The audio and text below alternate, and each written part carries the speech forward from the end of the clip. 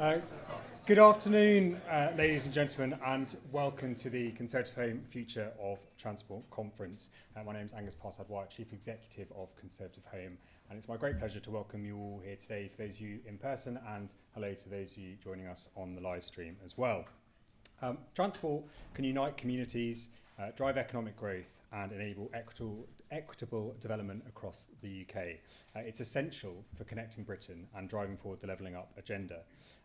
Today we're not just looking at domestic transport, but also the impact of transport and the role of transport in international trade, defence, navigation, space exploration, and much more. In an era where technology and environmental consciousness are undergoing profound transformation, it's essential that we equip ourselves with the insight and foresight to navigate these challenges. And hopefully we'll do some of that today, but we've only got 3 hours, so we'll see what we can fit in. We're privileged to be joined today by a distinguished array of speakers, including the Secretary of State for Transport, Mark Harper, and his ministerial team of Hugh Merriman, Guy Oppmann, Anthony Brown. Unfortunately, Lord Davies is unable to join us today due to votes over in the House.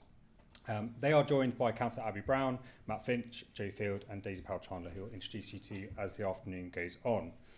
Each of our speakers will be bringing their unique perspectives to our conversations on the current challenges in transport and opportunities for the future. I'd also like to express our thanks to Transport and Environment for their support in sponsoring one of our panels today. Thank you very much. And before we begin, just a few housekeeping points. There are no planned fire alarms this afternoon, so if the fire alarm does go off, please leave via your nearest exit. Cabin crew moment upcoming, they are there and there. To minimise disruption during the conference, please take a moment now to check that your mobile phones are switched to silent or off. And there will be opportunities to ask questions during each of our 3 sessions. We do encourage people to participate, to ask those questions, but please make sure you keep your questions concise first and foremost. So, simple question, not a kind of long statement or an explanation about your story of how you came to understand how trains operate and etc. etc. Keep them concise, and please obviously keep them respectful as well. Our speakers will give up their time freely to be here with us today, so please be respectful of that. It's my pleasure to introduce our keynote speaker for this afternoon. Mark Harper was first selected as a Member of Parliament in 2005. And served in various shadow ministerial roles in opposition. Since 2010, Mark has served in a number of government posts as well, including as Minister for Immigration and Chief Whip, so should all be on our best behaviour.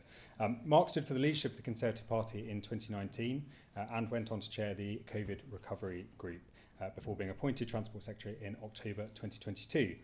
As Transport Secretary, Mark is responsible for planes, trains and automobiles, effectively, but also boats, buses, ports, airports, roads, yes, including potholes, fuels, ticketing, freight, security and much, much more. It's a very, very busy brief. So we're honoured to be joined by him today. And thank you again, Mark, for giving up your time in your packed schedule to be here. Following the Secretary of State's speech, he'll be interviewed by Paul Goodman, the editor of Conservative Home. And then there'll be an opportunity for you to put your questions to Mark, so please do get your thinking caps on. Thank you once again for joining us, and without further ado, please welcome the Secretary of State for Transport, Mark Harper.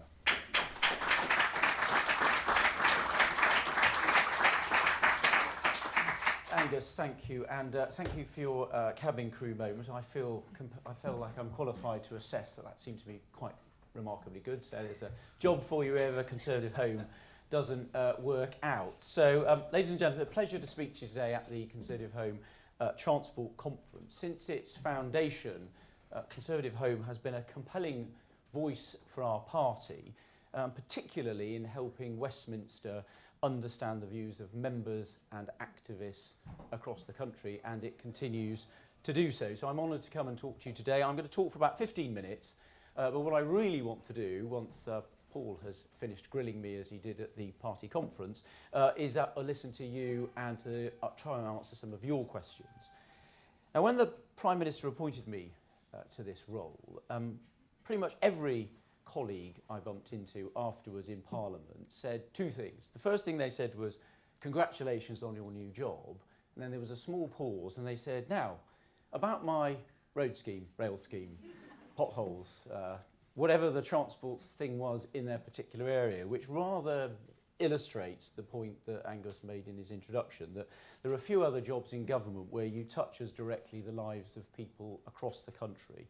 planes to ships to trains to cars to buses, walking and cycling, all of us rely on some form of transport every single day of the week. It's a key issue, and it'll be a key issue, I suspect, listening to the question there about, or your comment about potholes, during the election campaign and during this election year. So I want to talk a bit about what we've achieved already under the Prime Minister's leadership, and to highlight at this year's election why we've got to make the case in transport for sticking with our plan, the Conservative plan, rather than going back to square one with Keir Starmer. Now, there's no better example of this than the Prime Minister's decision to cancel the second phase of HS2. ConservativeHome made the case for scrapping HS2 a decade ago, I think, as did various members of Parliament, the Daily Telegraph, the IEA and many other people. It was originally planned to cost £38 billion, and this Labour-inspired project grew and grew and grew under successive governments of all colours until it was consuming a third of all of the money the government spends on transport in the UK on a single train line. And for many governments, the project was too big to fail. The easy option was to kick the can down the road, and there was rarely been a better example, I think, of the sunk cost fallacy. That's, I'm afraid, my inner accountant and economist coming out there. But instead of doing the easy thing, the Prime Minister, I think, did the right thing, and he cancelled the remaining stages of HS2, so that's the second phase, HS2 East. And just as ConservativeHome called for, all of the money saved that would have been spent in the north of England is going to be spent in the north of England. All of the money that would have been spent on HS2 East in the Midlands is going to be spent in the Midlands, and the rest of the country will benefit from the savings made from delivering Euston in the new way we're going to do by making it a much more development-led project, developing much more development and using the private sector much more. So instead of one new train line, we're going to have many transport projects across the whole country. The savings, for example, will allow us to pay for over 5,000 miles of roads to be resurfaced over the next 10 years. Instead of a project that benefited a few cities, we're now able to allocate the savings into projects that benefit more people in more places more quickly than the full HS2 project would have done. Now, it wasn't an easy choice, and you'll see from the reaction afterwards, not everyone has agreed with it, but I think it was the right choice. It was the right Conservative choice. And what's the Labour Party done in response? Various figures in the Labour Party have taken different and conflicting positions. Just this year, on the 6th of January, Labour sources told The Guardian that Labour could revive the scheme because land was unlikely to be sold before the election. Just 5 days later, on January the 11th, the Shadow Transport Secretary tweeted that she was going to commission an expert review on transport infrastructure.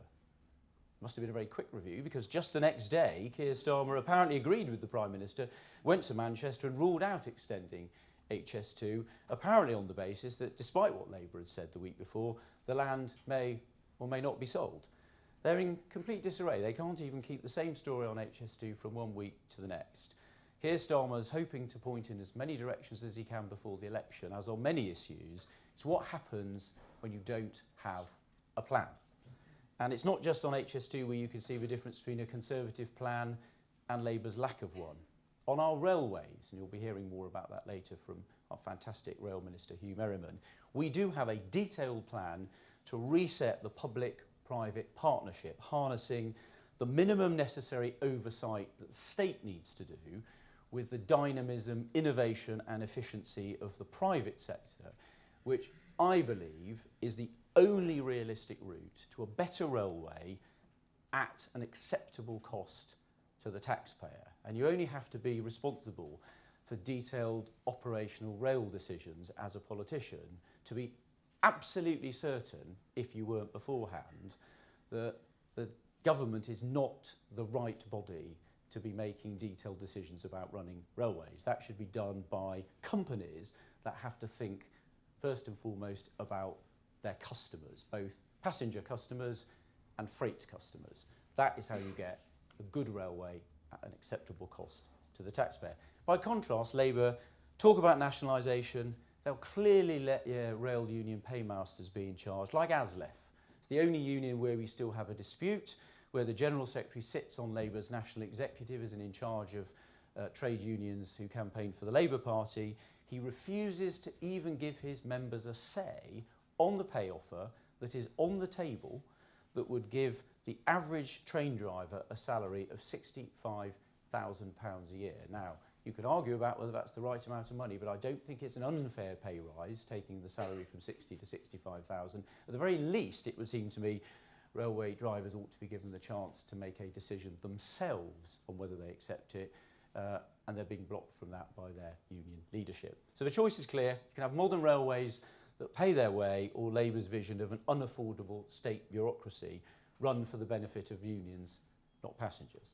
On buses, which, worth reminding people, support twice as many public transport journeys as mainline trains, we've helped people with the cost of living with our £2 fare cap.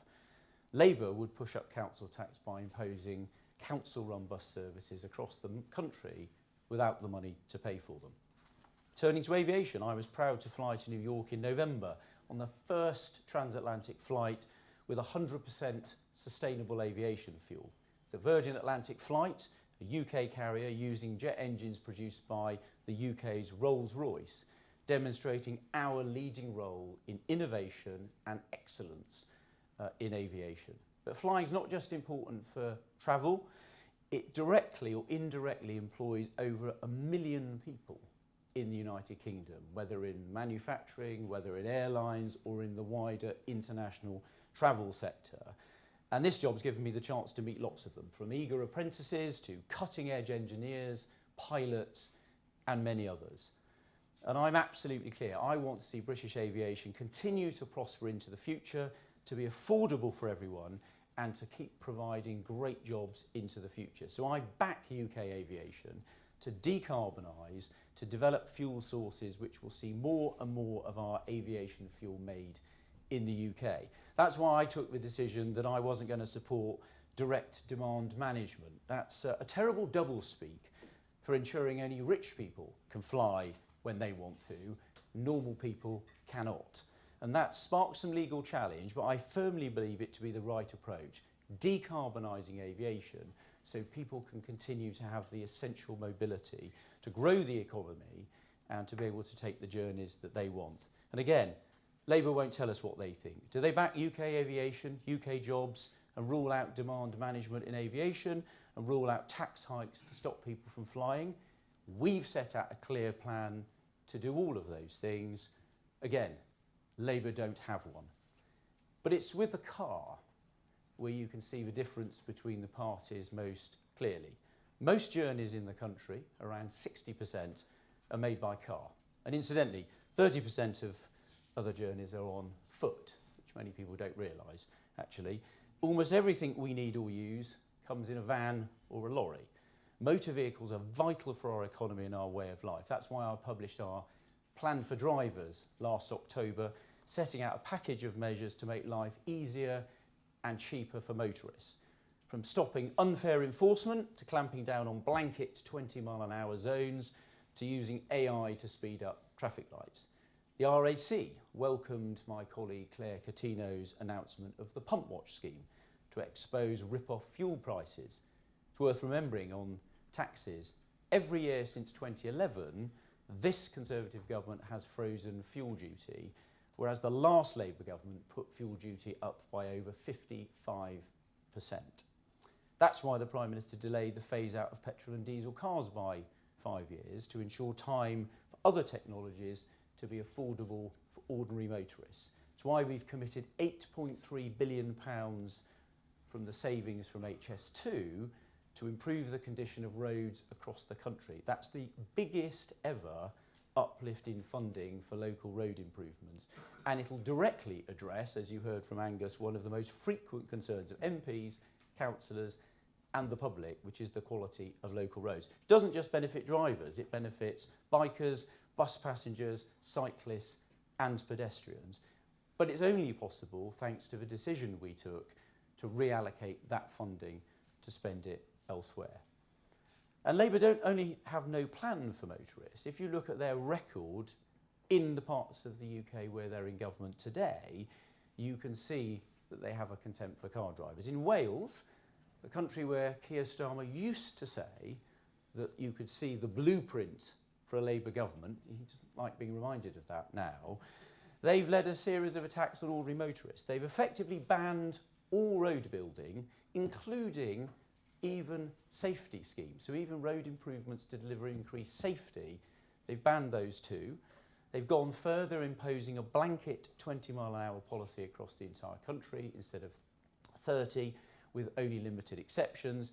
Their own impact assessment said that would cost the Welsh economy £4.5 billion, but they've gone ahead and done it anyway, causing confusion and anger across the country. It also undermines the protective benefits of 20-mile-an-hour zones in the places they are appropriate, outside schools, in high-risk areas where they add real value. But it's in London where Sadiq Khan shows what Labour will really do to drivers. His ULEZ expansion's a £200 million tax on the poorest London motorists. He says it's about air pollution, but his own impact assessment says it will have a negligible or minor effect. It's a revenue-raising tax dressed up with a shabby green disguise, which also damages actually the record of sensible environmental policy. Measures taken by this Conservative government have actually seen air pollution in the country fall to its lowest level in reported history without penal levels of taxation. What's he doing with the money he's raised?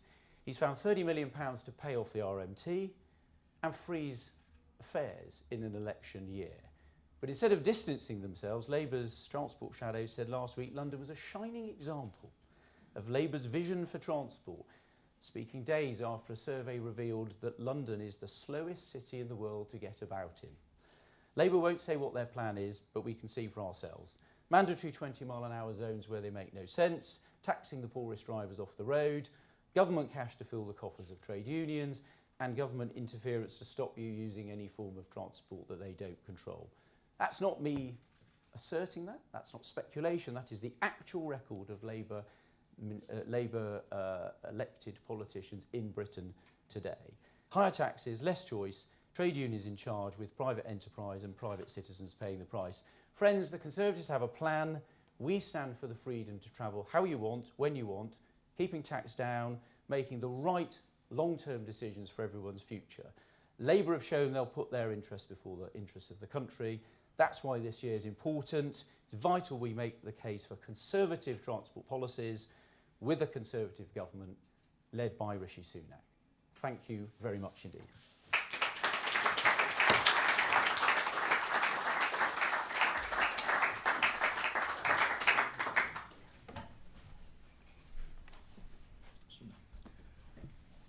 Should be enough there to have some question topics. Absolutely. And I'm Paul Goodman, editor of ConservativeHome, and just let me say something about the amount of time we have left. We've probably got about half an hour, so I'm going to cut my list of questions quite short in order to allow more of you to get in. So I'll do about 10 minutes, okay. And then let everyone else in. So, Mark, right at the start, both you and Angus talked in terms of transport covering everything from walking to space. Of course, one of the things you cover is shipping, and at the moment ships are under fire in the Gulf and the Red Sea. And tell us about the degree to which your department is involved, if at all, and what you're doing. So for those that haven't seen, I expect everyone's seen the news today, but may not have seen the Prime Minister's statement. So the UK and US undertook a second round of airstrikes on Houthi rebel positions in Yemen. It's worth just reminding people that the Houthis are rebels. The government of Yemen actually was supportive of what we did. We carefully aimed at military targets. The assessment from the ones we undertook last week was that they were successful and have degraded Houthi capability. And the justification is very clear. It's using self-defense. It's about the threat to seafarers in the Red Sea and the freedom of navigation, which is an incredibly important principle, not just in the Red Sea, but globally. And it's worth also saying that there was a UN Security Council resolution last week, not a Chapter 7 one authorising the action, but a more general one which reminded everybody that freedom of navigation is incredibly important and states have the right to defend themselves if their ships and seafarers come under threat. And that resolution was carried by the Security Council and interestingly not vetoed by either Russia or China. And although the US and us were the only ones that did the action, we had operational support from another 4 countries and much wider support from many others. And also, a final point on Operation Prosperity Guardian, it's a much broader coalition of countries bringing naval assets into the Red Sea to defend the freedom of navigation. So my department is very heavily engaged in this. We conduct all of the engagement with the shipping industry at various levels of information sharing.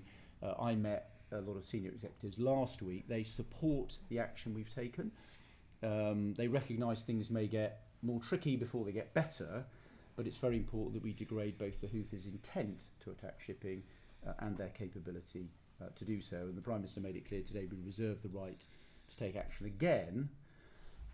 It's also worth saying that this is part of a wider diplomatic picture in the region. And the Foreign Secretary will be in the region again this week, working with our partners to reduce tensions, to send clear messages to Iran, to not support the Houthis any further, but also to play our full part in supporting the resolution of all of the issues in the region.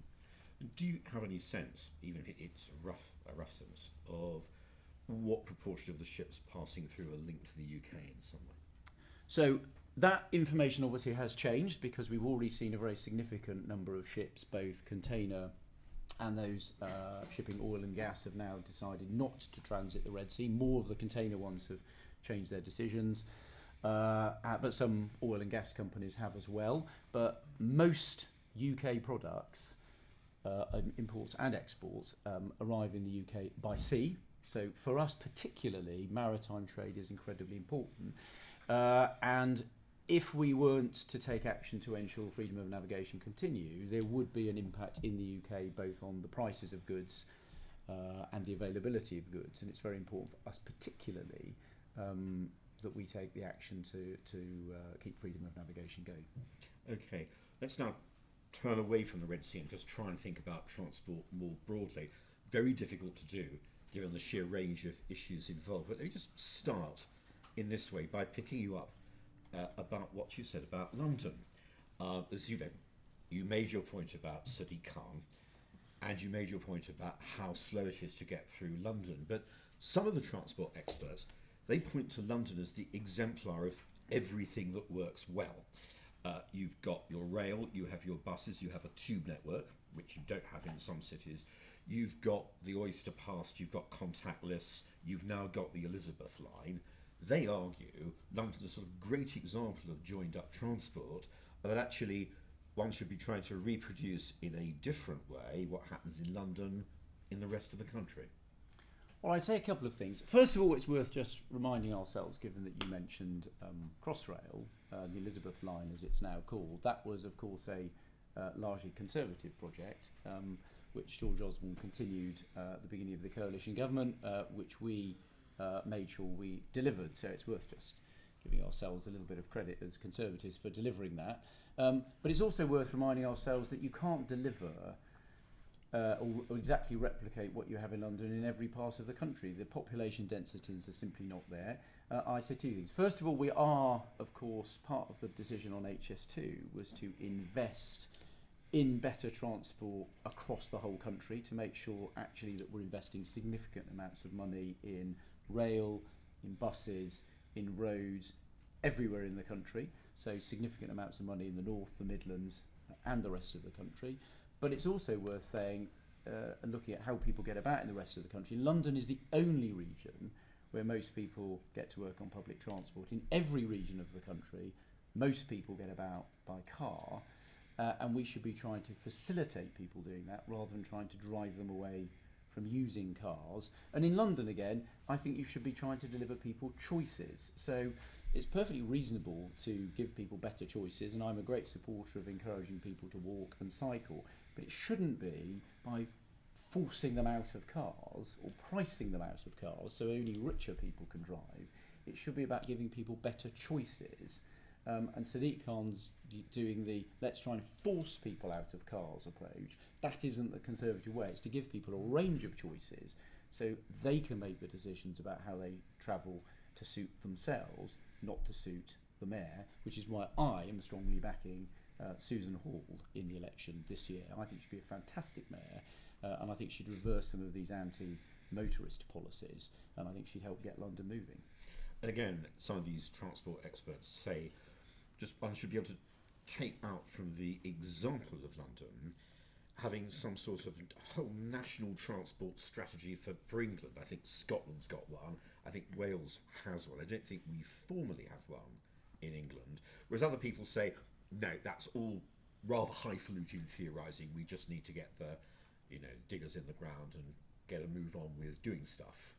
What's your view? Two things. First of all, if Wales does have a comprehensive overall transport policy, it appears to be to stop people moving and not build any roads, make the cars that are on the roads go extremely slowly, which isn't actually a Conservative vision for transport at all. No, I think what we're doing is actually to ensure that, given the size of England relative to Scotland and Wales, I think we're trying to make sure that you can have sensible decisions. So one of the big things we're doing is empowering regional mayors. So one of the things that comes out of the HS2 savings is very significant amounts of extra money to regional mayors. So fantastic mayors like Ben Houchen, you may have seen he got an extra £1 billion, almost £978 million as a result of the decisions we took on HS2.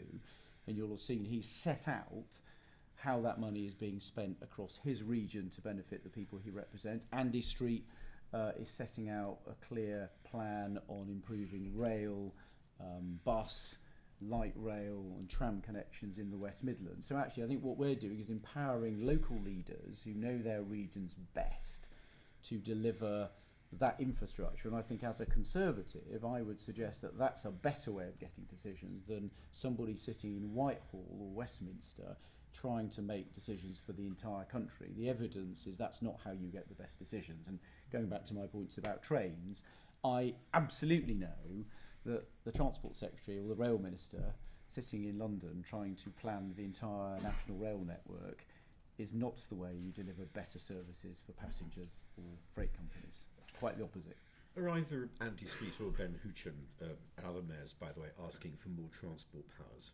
My general experience of talking to Andy Street is he's always asking for more powers of one kind or another. So is he asking you for any more? And what answer are you giving So him? I think this is actually a helpful answer for Andy Street. Every time I meet Andy Street, he has a list of things that he would like, and he absolutely champions his region extremely effectively. But I think he's getting on now, as the other mayors are, in delivering what they've promised. They've now got a very significant uplift in the amount of money they got. We made some clear commitments in our Network North plan, for example, for the £1.7 billion for the Midlands Rail Hub, which is going to connect the Midlands to 50 destinations in the United Kingdom, really improve the connectivity.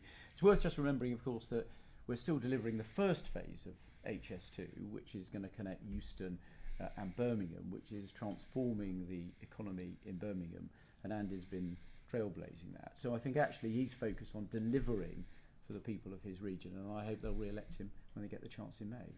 Just quickly on HS2, there's a sort of vein of thought that says we started in the wrong place and should have begun by building east-west rather than north-south. Do you have a view on that? Well, we can have a theoretical debate about, look, we started where we started. I think the important thing is we've got to deliver phase one, a real focus on controlling cost. I've been very clear with the board of the company and the executive chairman, who's running it until we appoint a new chief executive, about controlling cost. And Hugh and I are working very closely with the team there to bear down on cost.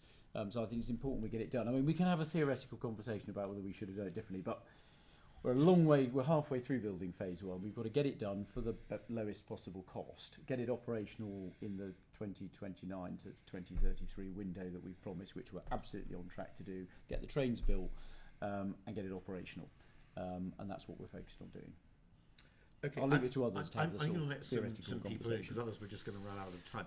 Can I ask for names and please questions, not statements? So there's a guy right at the back with his hand up. Yes, sir, you with great, yeah. Hello, yeah, I'm Steve Smith. I'm the chair of the ATF Operators Association. So ATFs are in partnership with DVSA for heavy goods vehicle testing. So we haven't had a review since 2010 on our rates of pay. And I was just hoping to just have your opinion and maybe gather some support in cajoling a review of our rates of pay, because we're effectively subsidising the transport compliance within our country.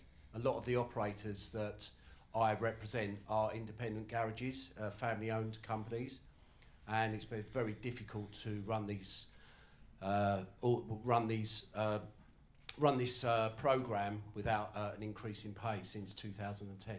Thank you. Okay, I think on that one, the best thing I can say, my special advisor has jotting your name down. I will go away and investigate. I'm not going to give you wouldn't expect me to give you an immediate answer. Let me go away and do a bit of digging into that, and I will commit to coming back to you with a specific reply to you, which you can then distribute if you feel it appropriate to your members. Okay, the lady there. Yeah. Thanks for that. Isabel Grant. Today I'll be a newly elected fellow of this institution that we're in today. That I've got various hats on. Mark, do you have a vision for what I'm going to call high capacity rail or high frequency rail, since high speed is obviously not going to happen? Well, a high-speed rail is going to happen because we are building a high-speed line between The future of it. Euston and Birmingham, and we are still going to be delivering, by the way, it's worth just saying, faster connectivity still between London and Manchester, just not as fast as it was going to be. Although, and remembering, of course, they weren't going to get it till 2041 either. So, look, we do. I mean, look, the decision we took was about a balance post-pandemic, when we've seen a significant change in the use of railways. I mean, we're still seeing passenger volumes overall, not on every line, but overall still being around 15% lower than pre-pandemic. Rail revenues in real terms are around 30% lower. I mean, the rail industry, I've said this before publicly, currently is financially not sustainable. It is being significantly subsidised by taxpayers, and I don't think that is going to last forever, given the number of journeys made by it. So it is incredibly important that we drive up the number of people using it, both passengers and rail freight.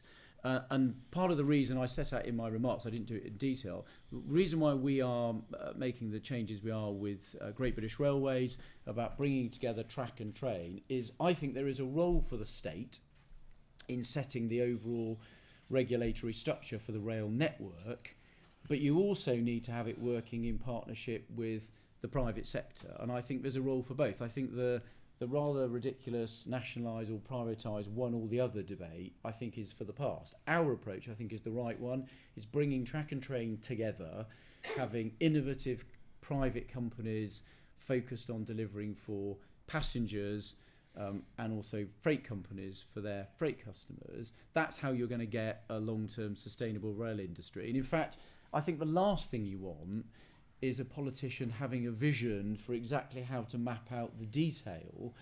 That should be driven by what customers want.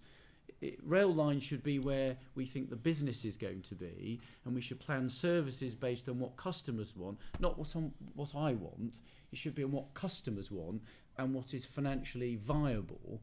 That's how you get a sustainable long-term rail network. And I think setting up GBR, and we're taking through the draft legislation going to be scrutinised by the Transport Select Committee shortly, I think is the right way of going about it. Just a quick supplementary to that. Given what you've just said about reform of rail, is there more your predecessors could have done during the pandemic to speed the pace of change along when, after all, the unions were not in a position to go on strike? Well, again, we could go back and have a debate about what should have happened, but I mean, we are where we are. It's clearly, I think, look, the positives are that other than ASLEF, the other trade unions involved in the rail industry have settled the disputes. We've had some sensible negotiations. They put pay deals to their members, so on Network Rail and the train operating companies, The RMT, the TSSA and Unite have all settled. They're having sensible conversations about reform. It's just very disappointing that ASLEF, representing the best paid people working in on the front line of the rail industry, refused to put the deal and keep going on strike. And all they're doing is driving away passengers, damaging the industry and putting actually at risk their members' jobs in the future. I think that we've made our arguments very clear on that. We're not just going to keep throwing taxpayers' money at it, because it is taxpayers' money at the moment, and I hope they see sense, because they're not going to have a long-term future if they keep driving passengers away. I'm grateful to the other unions who've actually put the offers to their members, and their members overwhelmingly voted to accept the offers on the table. They were fair and reasonable pay offers with a sensible amount of reform to help fund them, and I think that's the position that we're taking forward. Okay, who wants to? So the lady at the front there, lots of hands, and the lady at the side there. So, yeah.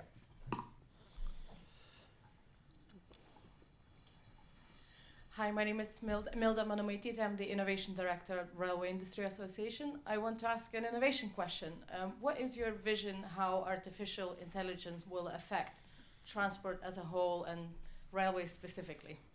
So I think one question is we don't fully know, but I think we want to use, I mean, it was interesting when we talked about artificial intelligence in the run-up to the summit, the global summit the Prime Minister hosted about risks in this space. I did it in the context of shipping as part of London International Shipping Week, and interestingly across all of the transport modes, all of the sectors are using artificial intelligence in designing transport systems, looking at how they can operate more efficiently. So I think there is, I suspect, a very significant opportunity, both in how you design rolling stock, how you operate networks, how you make them more responsive to passengers. One of the things we want to do is move to a better pricing structure. It's incredibly complicated at the moment, and I think if you changed how you did pricing, and we are doing some experiments and tests on LNER at the moment. We've done single leg pricing. We're looking to do more demand-led pricing. I think you could probably do pricing much more successfully to manage demand and supply on trains. So I think actually there's a real opportunity in transport to get the system working better using artificial intelligence, and I would support companies, and we're doing a lot of work in the department working with businesses, but also importantly working with our colleagues across government, including in the National Cybersecurity Centre, about also making sure that it's resilient from threats from both within the United Kingdom and from outside as well. Yeah. There. Hi there, Jennifer Scott from Sky News. You said before that you want to encourage more people back onto the railways, and what most people want to encourage them back are more trains, faster trains, reliable services, and cheaper tickets. But you said with that HS2 funding, 8.3 billion of that is going to be spent on roads instead. Do you not think that money should be spent on public transport, encouraging more people back onto public transport, because you can't really have one without the funding? Well, I think we're rebalancing a little where we spend the money. As I said, 60% of journeys that people make are by car. 4% of journeys that are made are by bus, and 2% of journeys that are made are by train. And so I think what we've done, so I think spending a third of the total transport budget on one train line was disproportionate. So what we're doing is rebalancing that funding. Of the £36 billion we're spending, around still a significant amount of money of that is being spent on rail infrastructure. For example, we're spending £12 billion on Northern Powerhouse Rail, which we're committed to between Manchester and Liverpool, and I've had meetings with the mayors in that region about that. But we're spending a significant amount of it on the form of transport that most people use every day of the week, which is the car. We're improving the road network, which also benefits people that use buses, and we're taking some funding as well, which is paying for our £2 bus fare, which is a massive cost of living benefit to many people that use buses, and twice as many journeys are done by bus as by train. So I think what we've done is we've rebalanced some of our transport spending to the modes of transport that people use every day of the week, rather than spending a huge amount of it on a single railway line. And I think that's the right decision, the right Conservative decision, and I strongly support it. Can I ask a really, really quick follow-up on that? Up to Paul. It's very, very quick, I promise. It's just, but that's the status quo at the moment, is 60% of people are on the road. If you want to encourage more people to public transport, you're not going to do that by putting the funding into the existing, how things are. You need to spend money on making public transport better, do you not think? Yes, and we are, and we're spending a significant amount of money on improving rail infrastructure across the country. I gave an example where we're spending £1.7 billion on the Midlands Rail Hub, for example, which is a significant project in the West Midlands, which will connect the West Midlands to 50 areas across the country. That will improve the rail network. So we're still spending a significant amount of money on the 36 billion we've saved from HS2 on rail, but we're spending some of it on improving our roads, enabling people to use buses. I think that's the right balance on more projects, delivering more quickly to more people across the entire country. I just think we've rebalanced the transport spending in a way that's better. Still supporting public transport, still encouraging active travel, but also recognising that most people use roads, and we should put a significant investment into that as well. Right, who's yep, the lady straight ahead of me. Yep.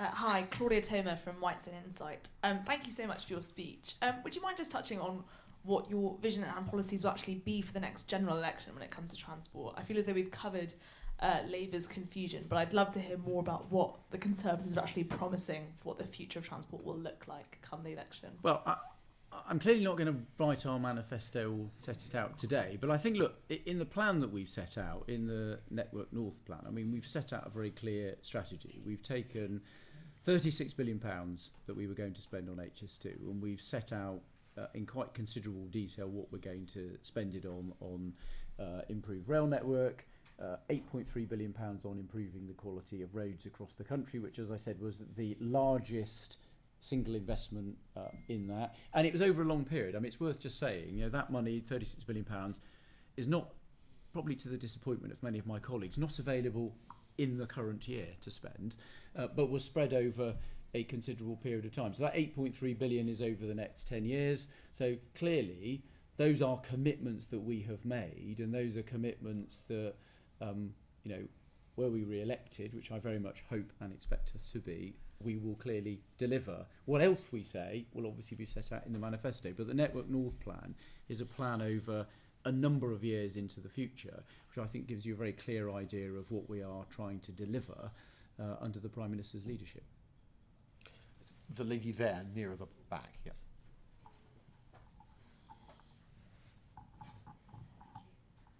Thank you, Sarah Ingham, columnist with ConservativeHome. Is the popularity of electric vehicles going into reverse?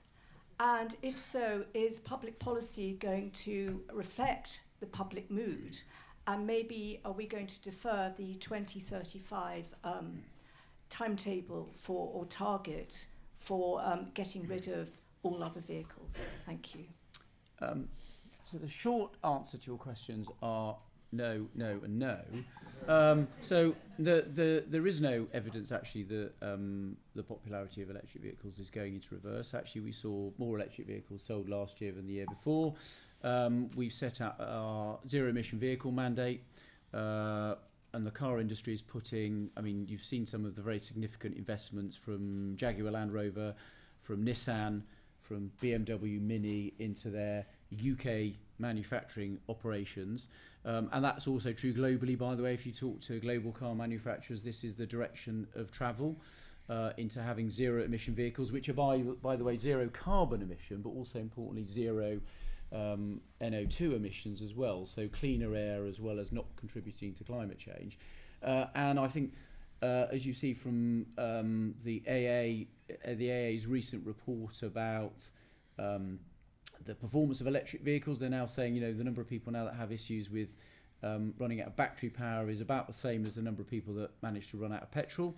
The cars become increasingly reliable. And the final piece which Anthony Brown is working very closely on, is the rollout of the charge point network.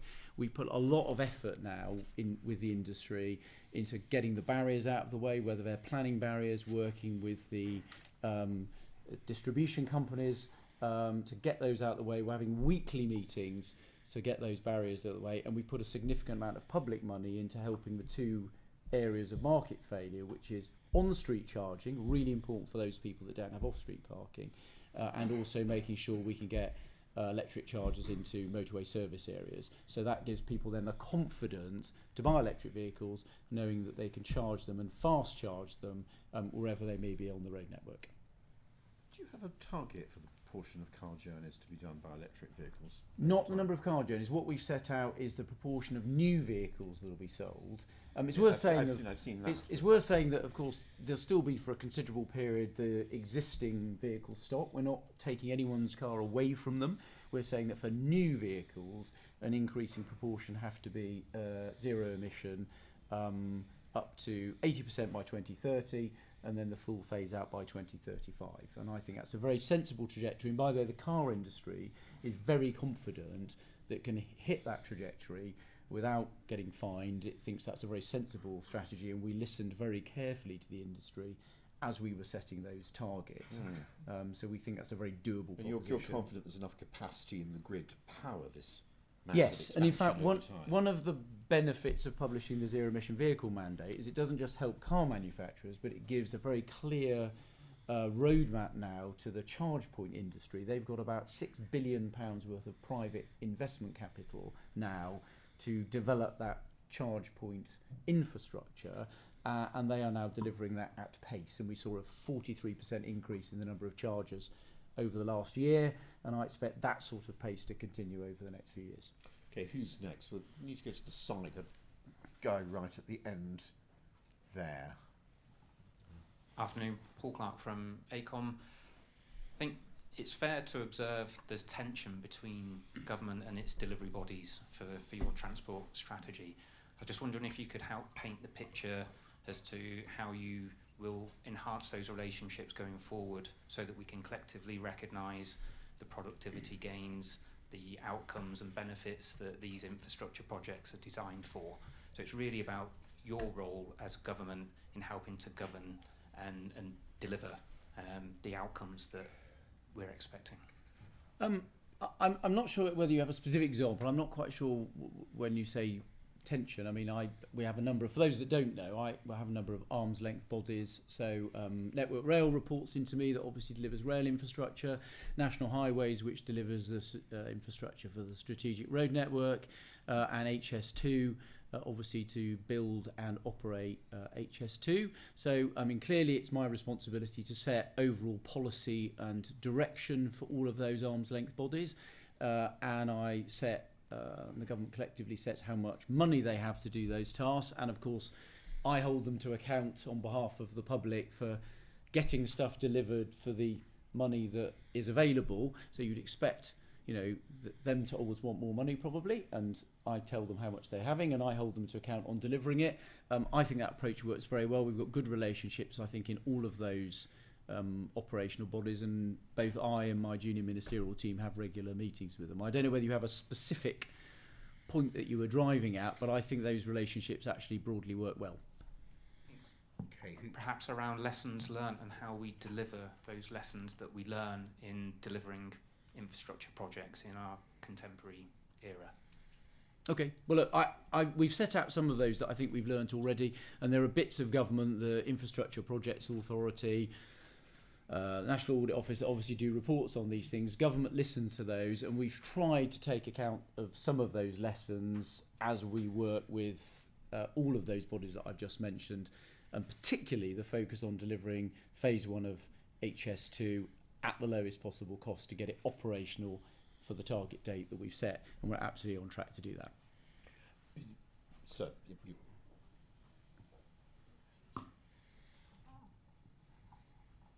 Hello there, Tony Scott from the Riskwell Decision and Risk Management Software Company.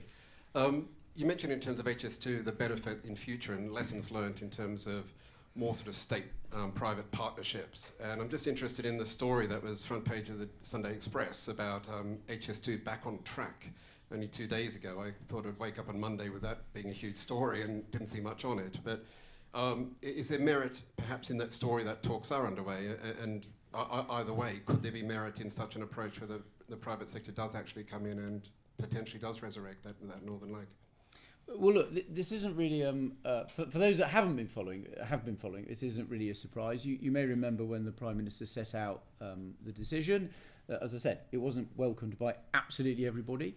And one of the things that Andy Street said that he wanted to do was work with the private sector on looking at the Birmingham to Manchester piece of what would have been phase 2 of HS2 to see if there was an opportunity for the private sector to deliver it without any cost to the taxpayer, and he secured the Prime Minister's agreement that we would listen to what he, listen seriously to what he had to say. He and Andy Burnham have commissioned an expert group to look at that. That work is underway. I'm meeting them to hear from them how well that work's got on, and we'll absolutely listen to them. I mean, having taken the decision we did on the challenge of delivering that project at a sensible cost, we reached the conclusion it wasn't possible to do that, which is why we took the decision.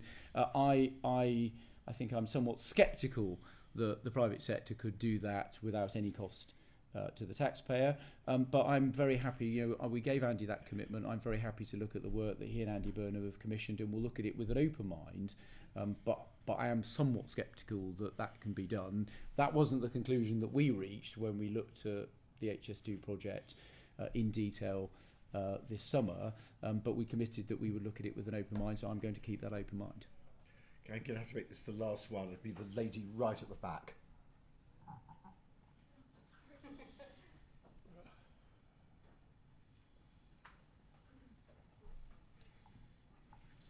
Thank you, Minister. I raised this comment with your colleague Hugh Merriman a couple of weeks ago at a select committee meeting, and I said basically, as you said right now, you want to build the last leg, the remaining leg of HS2 for as little money as possible. But the recent publication of the procurement bill, becoming the Procurement Act, now states that it must be the most advantageous tender, not the most economically advantageous tender. So will you please ensure that should the Conservatives, remain in power after the general election, that there will be an emphasis on social value built in, and moving away from the most economically, the race to the ground in terms of how little we can spend to make the infrastructure viable? Well, look, first of all, I think it would be difficult to argue in terms of how HS2 has been delivered so far. There's been a race to the bottom in terms of how much money we're spending on it. And I think in terms of, and I think the taxpayer would expect us to get good value. But I think actually if you look at the way HS2 is being delivered in terms of its wider impact, I would argue they've actually been doing a very good job actually in some of their wider social behaviour. So for example, they're a leader in hiring apprentices.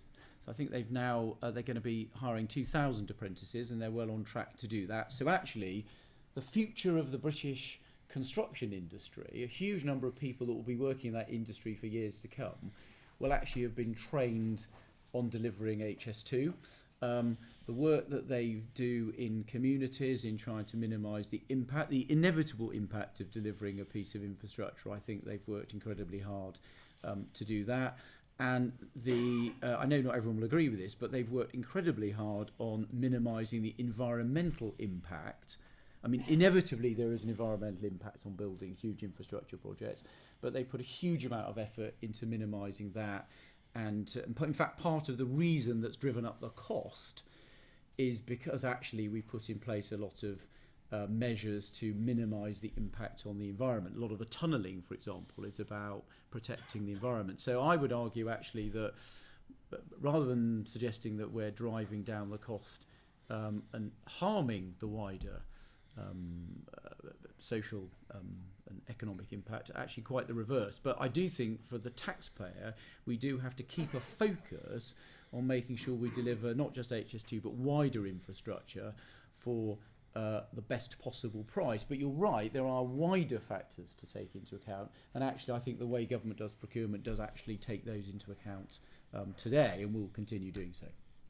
Mark, thank you. So first of all, apologies to those of you who couldn't quite get a question in, but thank you all very much for participating and asking questions rather than making statements, which you all did. And Mark, thank you for your tour of the course. That was really great stuff across a wide spectrum of questions, although you won't have been surprised. You said at the beginning you covered these massive issues. I don't think you'll have been surprised to have quite a large proportion of questions about HS2 as ever. But at any rate, thank you very much. Pleasure, thank you. Not at all.